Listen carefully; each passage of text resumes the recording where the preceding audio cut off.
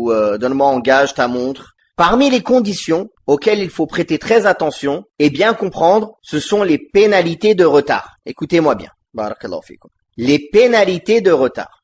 Par exemple, je loue les services d'un entrepreneur pour construire ma maison.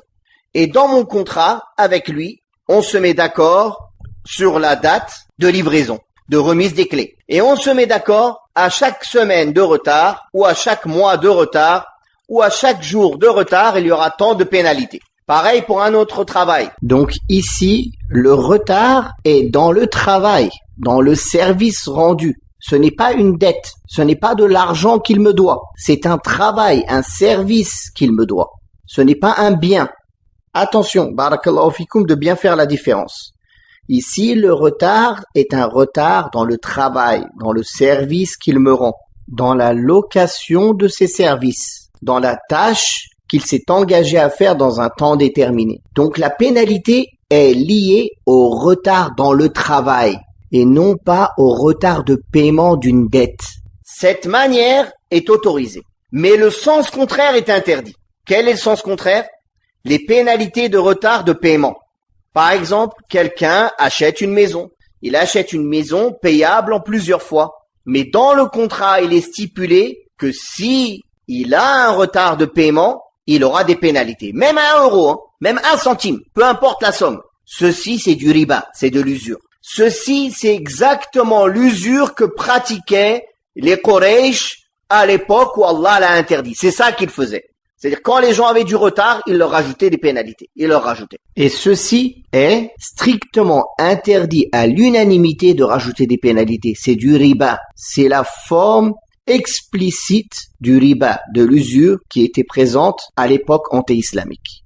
C'est ça le riba dont Allah parle dans le Coran, qu'il déclare la guerre à celui qui le fait. Il est interdit formellement, c'est un grand péché.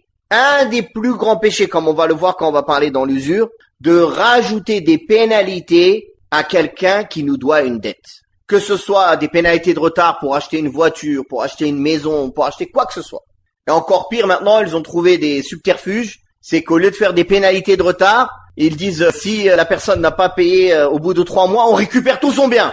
Et tout l'argent qu'il a mis dedans, on lui rembourse pas. Alors encore pire. Alors que la justice, ce n'est pas cela. La justice, c'est oui, récupérer le bien, lui rendre l'argent qu'il a mis dedans. Il a vécu dans le bien pendant 2 ans, il va payer le loyer de 2 ans pour avoir habité. Combien c'est le loyer habituellement dans cette zone pour habiter dans cet endroit-là? On va récupérer juste le loyer. Et le reste, on va lui rendre. Ça, c'est la justice. Mais garder tout son bien, tout ce qu'il... Ça se trouve, il a payé pendant... Il lui reste que 1 mois à payer, il n'a pas payé, ils vont récupérer tout son bien.